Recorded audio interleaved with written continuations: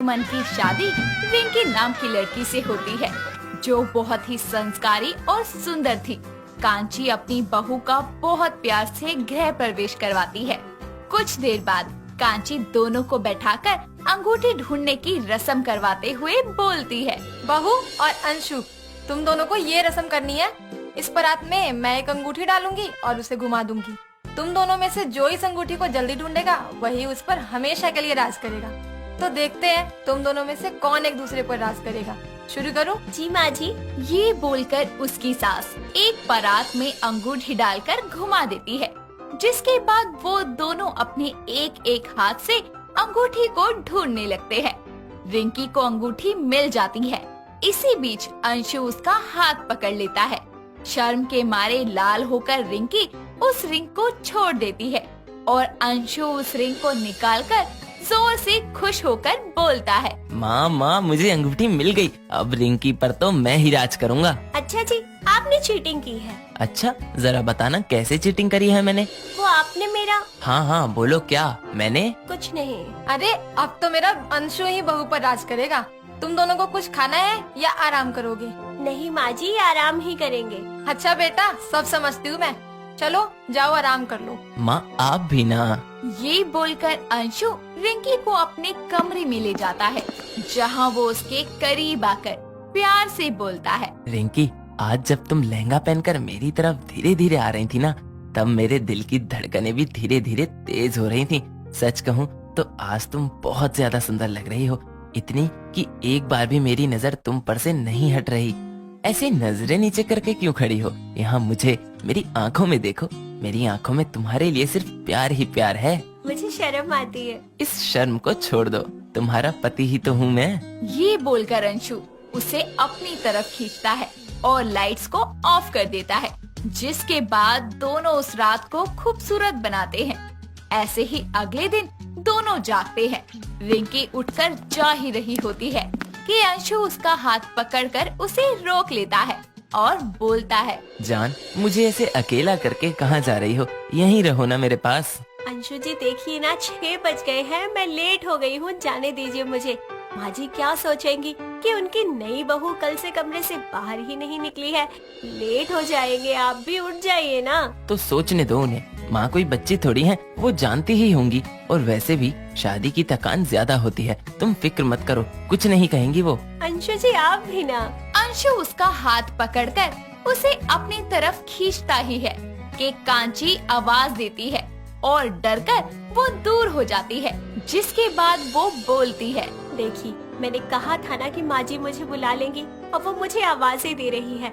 मैं रेडी हो जाऊँ फिर आप आ जाना। अरे जान, साथ में चलते हैं ना, टाइम बचेगा। हट पागल। ये बोलकर रिंकी तो नहाने चली जाती है। कुछ देर बाद तैयार होकर वो अपनी सास के पास जल्दी से आती है और बोलती है, जी माँ जी आपने बुलाया? सॉरी, मैं थोड़ा लेट हो गई आपके पास आने में। कोई बात नहीं बहू, मैं समझती हूँ। शादी की थकान ज्यादा थी तुम्हें। इतने टाइम से शादी की तैयारी जो चल रही थी घर में, अब तो ठीक है ना? हाँ जी माँ जी, बिल्कुल ठीक हूँ, आप फिक्र मत कीजिए। बताइए अपनी पहली रसोई में क्या बनाऊँ? बहू, तेरा जो मन करे वो बना ले। मुझे पता है तू जो भी बनाएगी वो बहुत ही अच्छा होगा। जी माँ जी, मैं आपके लिए खीर बना देती हूँ, आपको पसंद भी है ना? ठीक है बहू। ये बोलकर रिंकी रसोई में खीर बनाने चली जाती है। कुछ देर बाद वो ब्रेकफास्ट और खीर बना कर लाती है, जिसके बाद सब लोग बैठकर नाश्ता करते हैं। रिंकी के हाथ की बनी खीर खाकर उसकी सास उसे बोलती है, अरे वाह बहू, तूने तो बहुत ही अच्छा खाना बनाया। मैं पहले से ही जानती थी। ये ले तेरा शगुन। शुक्रिया माँ जी। सच में रिंकी, ये बहुत टेस्टी है। अंशु उसकी तारीफ कर पाता कि तभी स्वाति नाम की लड़की का उसे कॉल आता है और वो फोन को साइड में ले जाकर बोलता है, अरे स्वाति, तुमने अभी क्यों कॉल करी? हाँ मैं आ रहा हूँ, गुस्सा मत करो, बताओ कहाँ आना है? माइलस्टोन कैफे आकर अभी के अभी मिलो, वरना मैं तुम्हारे घर आ जाऊंगी। नो, मैं आता हूँ।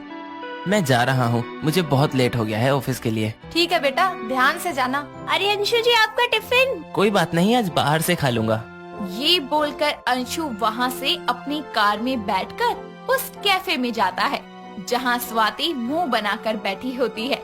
सॉरी जान, सॉरी। मैं ज्यादा लेट तो नहीं हुआ ना? रहने दो तुम तो। तुम्हारी हिम्मत कैसे हुई मुझे बिना बताए किसी और लड़की से शादी करने की? मैं 2 दिन के लिए बैंकॉक क्या गई, तुम तो मुझे भूल गए, मेरे प्यार को ही भूल गए। यार मैं क्या करता, माँ मुझे बहुत प्रेशर कर रही थी कि मैं शादी नहीं कर रहा, बहुत बहाने बनाता रहता था।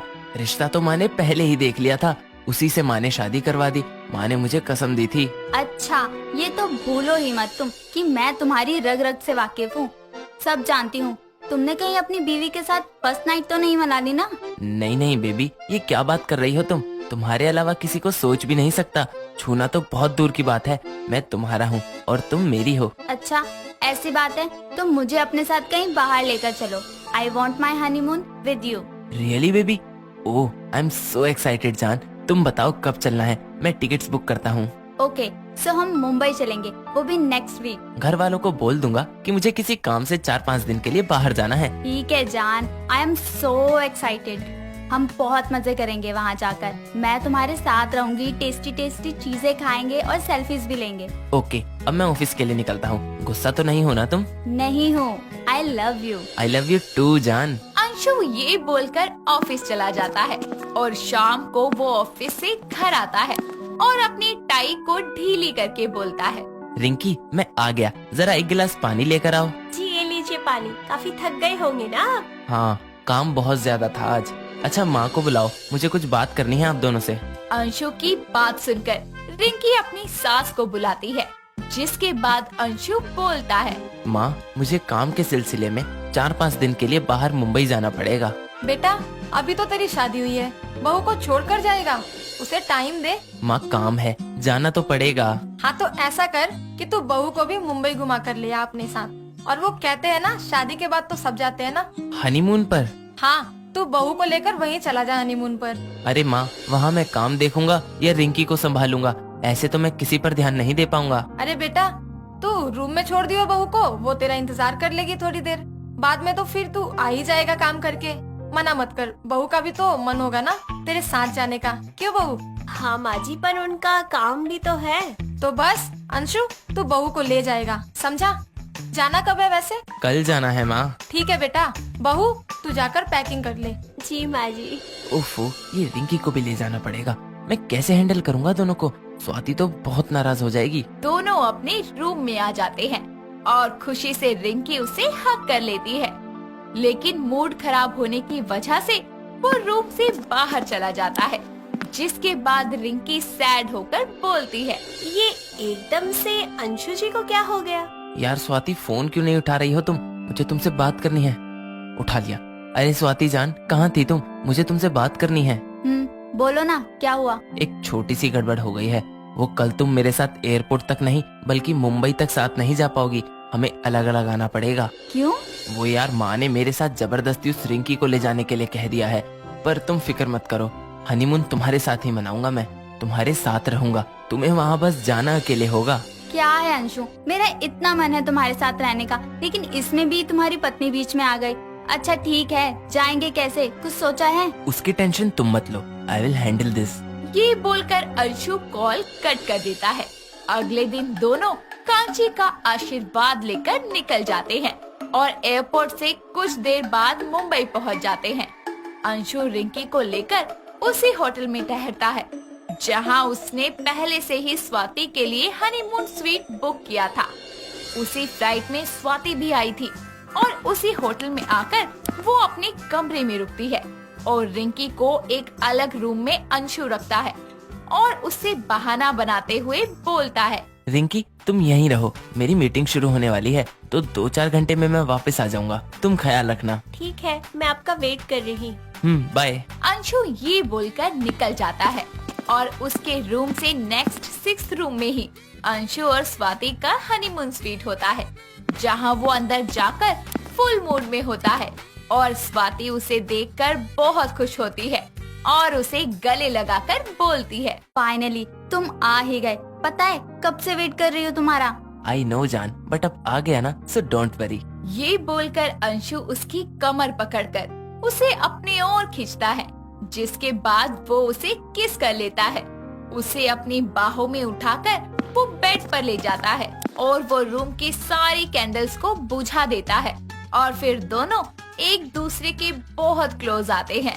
और कुछ घंटों बाद अंशु स्वाति को बोलता है, लो, मना लिया ना तुमने अपना हनीमून मेरे साथ, अब तो खुश? हाँ जान, बहुत खुश हूँ। अंशु कुछ बोलता कि तभी उसका फोन बजता है और नेटवर्क ना आने की वजह से वो कमरे से बाहर ऐसे ही चला जाता है और रूम के बाहर खड़े होकर बातें करने लगता है। वो फोन कान पर लगाकर हेलो हेलो कर ही रहा था कि तभी उसी समय रिंकी उसी वक्त टहलने के लिए बाहर आती है, जो कि उसकी आवाज सुनकर और उसे शॉर्ट्स में देखकर बहुत शॉक्ड हो जाती है। और जब वो अंदर रूम में जाता है तो वो उसके पीछे पीछे जाती है और रूम में स्वाति को देखकर वो उसे तेज की चाटा मारती है और बोलती है, ओह, तो यहाँ तुम मेरी सौतन के साथ हनीमून मनाने आए थे, ना कि मेरे साथ। अंशु, तुम इतने घटिया इंसान हो सकते हो, मैंने कभी सोचा नहीं था। रिंकी दोनों को बहुत कड़वा कड़वा सुनाती है और साथ ही दोनों को फिर से थप्पड़ लगाती है, क्योंकि उसकी शादी 3 ही दिन में टूट जो गई थी, साथ ही उसका विश्वास भी। अपना रिश्ता तोड़कर रिंकी हमेशा के लिए उसे छोड़कर वहाँ से अपना सामान लेकर चली जाती है